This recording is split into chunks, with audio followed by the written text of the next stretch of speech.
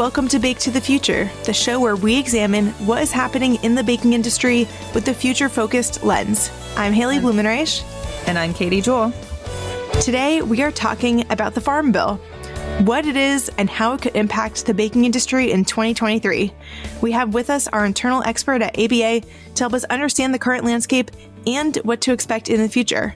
We'll welcome Lee Sanders, ABA's Senior Vice President of Government Relations and Public Affairs. Welcome, Lee. Hey, Haley. Hey, Katie. Thanks for having me on today. We love having you on, Lee. You always explain these complicated issues in such easy to understand terms and everything. So Farm Bill, what I know of the Farm Bill is it is a big piece of legislation that doesn't happen all the time that a lot of people care about. That is what I know. And I don't feel like that's incorrect, but I also feel like that information is incomplete. So could you please help fill us in? What is the Farm Bill?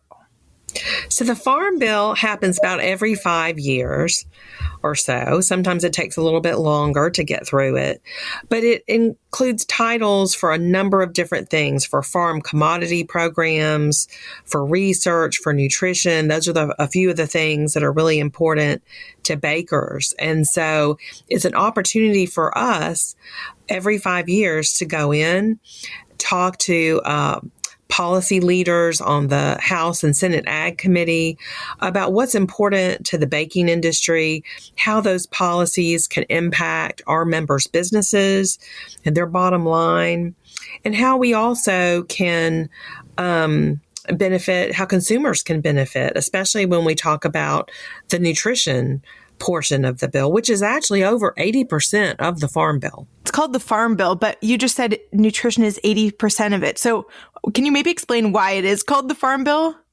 Well, that's a good question. So it's housed, the regulatory agency that implements the Farm Bill once it becomes law is the Department of Agriculture. And so Department of Agriculture has, it's a very large agency. It has a lot of different divisions and departments within it. And so nutrition for feeding programs falls under USDA, but then so does the commodities and the Foreign Ag Service and conservation. So there's so much in that one agency. And so it all kind of gets put together. And it's an authorizing bill, which means it's not an appropriations bill, but it's the bill that authorizes and allows for those programs to continue and for them to be then funded by the Appropriations Committee. Okay. Thank you for explaining that. I actually was kind of inside Washington, but no, I love the inside Washington stuff because I think that I'm not alone in knowing that I don't necessarily understand all of it, and I feel like if anybody can come away from this episode learning some new fun facts, then that's good. And so the reason we're talking about it then, you said that the Farm Bill happens every 5 years. So the reason we're talking about it is this is a Farm Bill year then. It is. This is a Farm Bill year. It expires in September. And so hearings have already started for this in the Senate. The House has had some listening sessions. They're starting to have their hearings as well. So they gather a lot of information. They have like a Farm Bill roadshow, and they go out across the country and they hear from farmers. They hear from consumers. They hear from those that are impacted and participants in the feeding programs. And so they take all that information, they ask a lot of questions, the members of Congress on the Agriculture Committee, and they gather all those facts as they put together their package. And so the House and the Senate are both doing this simultaneously. And so often there are two different versions and they have to work that out. But it is something that takes quite a bit of time. And I know that, we've already gone in and met with the new House Agriculture Committee Chair, G.T. Thompson from Pennsylvania. And so he has a very aggressive timeline and agenda. He really wants to see this bill on the floor in July of this year. And so that would be really quick. really fast. We'll see if that happens. There's a lot to happen, a lot of negotiating, a lot of groups to come in and talk and share their perspectives. And so, it's one where ABA will be at the table. We're already engaging. We'll continue to engage. And it's really a great opportunity for our members to also be engaged and come to Washington and talk about the priorities of the industry with members of Congress. Yeah, and I want to talk about that in a minute. So you met with Representative G.T. Thompson recently. So when you go into those meetings, what do you say? What sort of things do people, like, whether they're coming with us to Washington, if our members come to Washington to talk to members of Congress, what sort of information are the representatives and senators looking for, and what do we talk about? Well, it's our opportunity to be an extension of our members' businesses and talk about those issues within the Farm Bill that really impact those programs that impact their businesses, talk about how there can be changes and updates and modernization and how those can be a good thing. So, for example, when we've started our discussions, we're going and we're talking about a long time issue for bakers, and that's the U.S. Sugar Subsidy Program, which artificially inflates the price of sugar for American businesses. And bakers are one of the largest industrial users of sugar for our products. And so, talking about how, right now there have been a lot of weather issues that have impacted the sugar crops, both the beet sugar and the cane sugar. They've had too much rain, out in the Red River Valley. And so that diluted the sugar levels in beets last year. We've had a big freeze in Florida. And so there's less sugar that's being harvested. And so that's an issue when you already have quotas and limits on what you can bring in. And so talking about the importance of the domestic marketing allotments, about potential adjustments to tariff rate quotas, and the high out of quota tariffs that restrict sugar that's available to the U.S. market. Those are all things that we can talk to, and as agriculture committee members, they understand that. And it's a great opportunity for us because as bakers, we're in every state, in many of the districts. And so being able to go in and paint the picture of how this impacts the bottom line for business, how, especially right now, with all the supply chain issues, how all of the inputs for bakery products, to put your product together, all the inputs, all those ingredients, everything's up. And for sugar to be even more artificially inflated is really a problem. So talking about leveling the playing field, making ingredients more affordable and available, those are all things that we talk about every time we go to the Hill.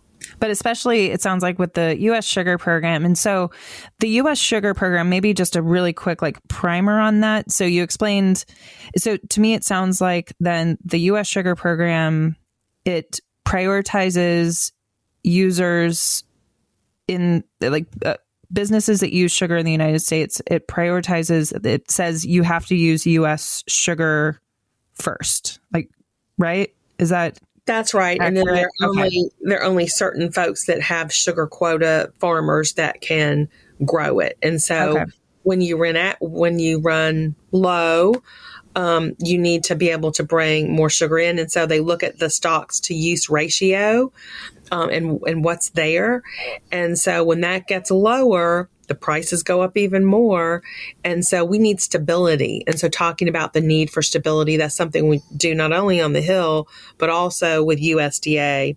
And we've had to go to USDA, several times over the last couple of years to ask for that adjustment on the quota. And so, trying to create and asking for more flexibility and market fairness is something that has been our steadfast message.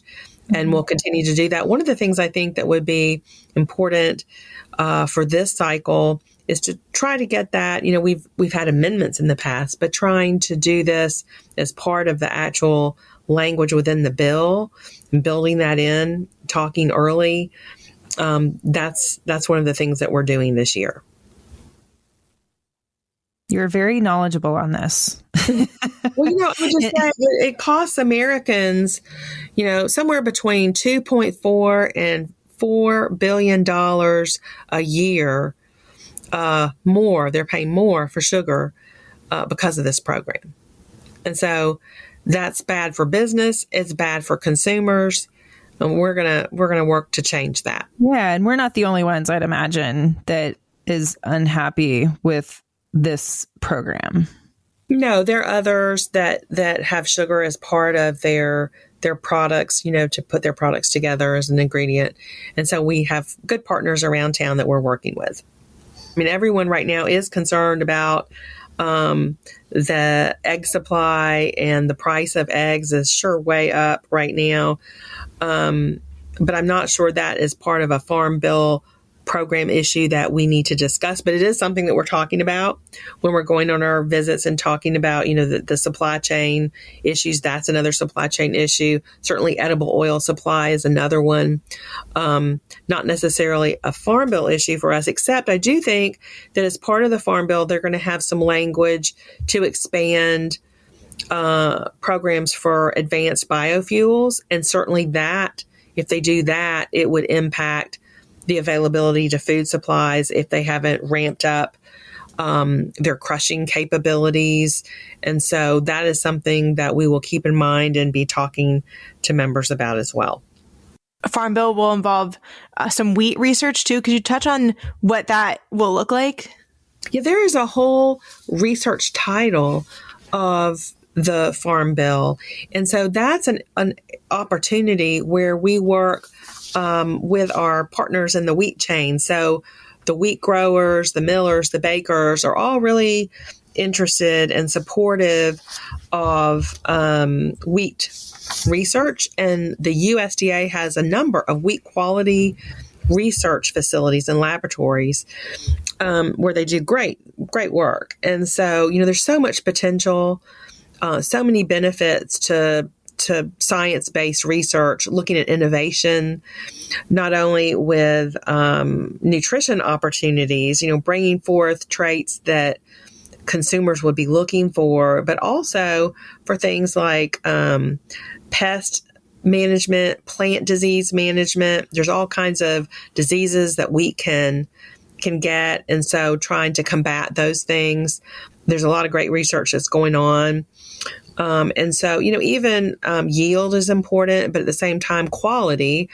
And again, that keeping the ability to have a stable wheat supply is really important. You think about this past year, you had all the drought and how important it is to have drought-resistant wheat. I mean, there's all kinds of great research going on there too. So this bill could provide funding for these research programs for wheat? No, that would be the appropriations bill, okay. But it would certainly call for programs to make sure that those programs, the infrastructure for research is there. Okay. So not funding necessarily, but just program encouragement, or what would you say? Well, you need to make sure that the programs are in place. The programs don't get eliminated. Mm-hmm. When folks are looking at streamlining and maybe taking those, evaluating programs, deciding which programs are beneficial, which ones have outcomes that are actionable. It's up to us to talk about the value of that ag and wheat quality research and why it's important to bakers. And so, since the way that you just described it, and maybe it's just, me trying to understand this big, complicated bill,